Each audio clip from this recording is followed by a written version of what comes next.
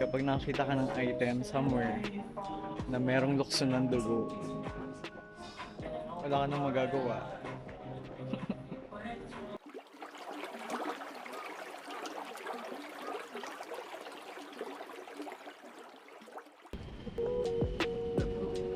Thank you ba?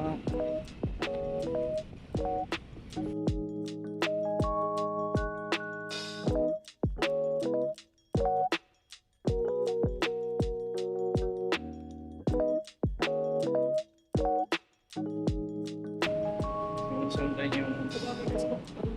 yung bus attendant para samahan kami punta dun sa bus or pikilitin yung tiyan. Saan ba talaga?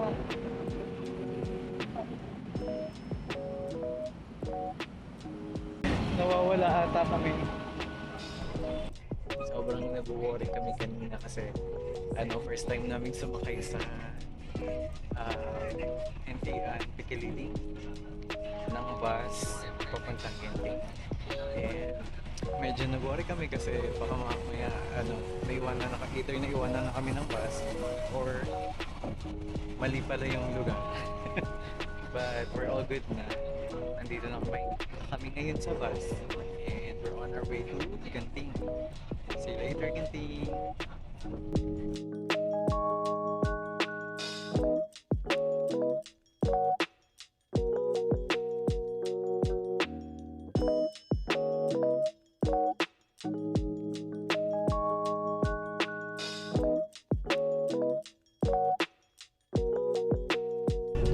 Grabe yung baba ng ulap ngayon dito sa Genting Highlands. Katawa.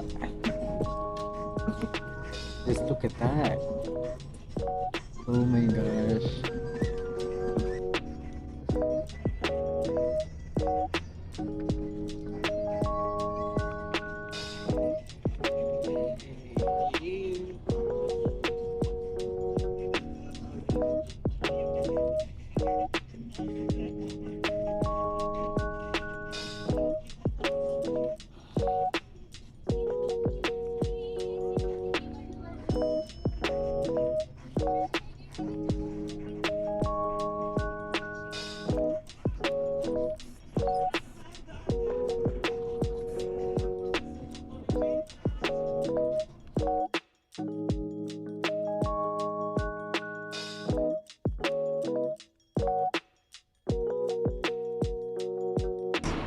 Bilis ng biyahe sobra, parang wala pang 30 minutes yung biyahe namin.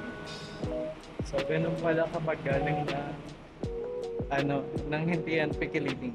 So sa titubang sa area din. Sobrang bilis ng biyahe. So eto nga pala, nandito na naman ako sa Genting. So fake news pala yung sinabi ko from last vlog. That was my last time na visit ako sa Genting. And we're here today kasi one of my housemates and also my wave mate sa work, pauwi na siya tomorrow sa Philippines. And today we're going to join her here in Genting for the very last time kasi she's going back to Davao na. And we'll never know if we'll ever see each other again. That's why. So, kung nanonood ka, B, libre mo ako mamaya. Bahala ka dyan. Aga natin na, 4:10. Grabe. Yung sinakay naming bus kanina, 15-minute late bago dumating. Ganun. Tapos, dumating kami dito. Siguro wala pang 30 minutes or within 30 minutes lang na yung usual biyahe is mga nasa 1 hour. Sobrang lamig dito ngayon. Clear yung skies usually. Pero ngayon, grabe. Just look at the view. Ang baba ng ulap. Nakakatawa.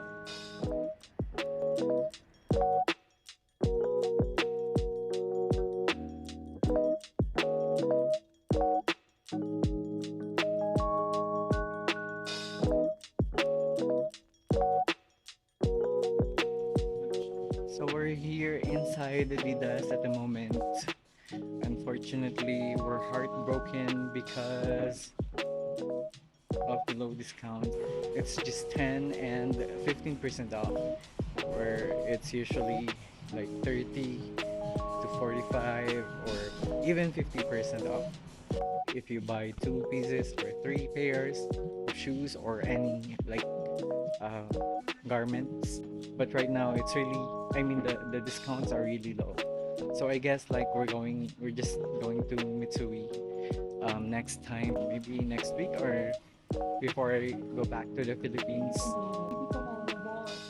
Tomorrow? Yeah. Okay, so but you're going to,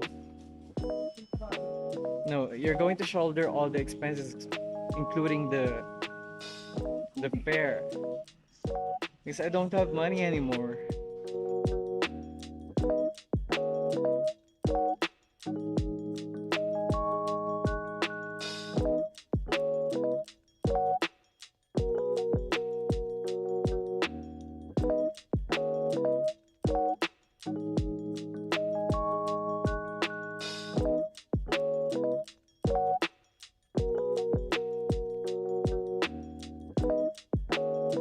Sana all.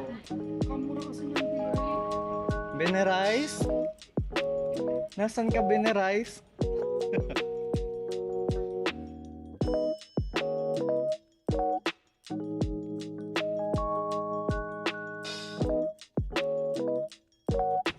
Kapag nakita ka ng item somewhere na merong lukso ng dugo, wala ka nang magagawa.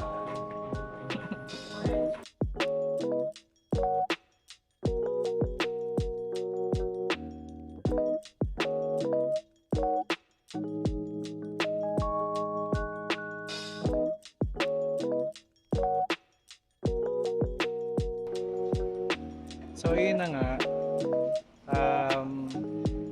may isa na naman tayong nabudol na kaibigan dyan, ang aking BFF na si Marlon.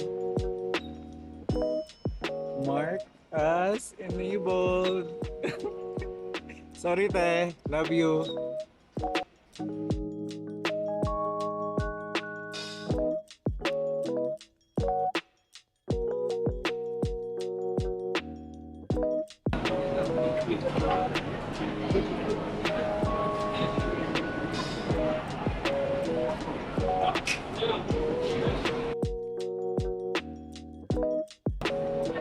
So right now we're here in the Malaysian food street, Petaling Street. That's what they call it here. But for me, it's kind of like an old Chinatown food court.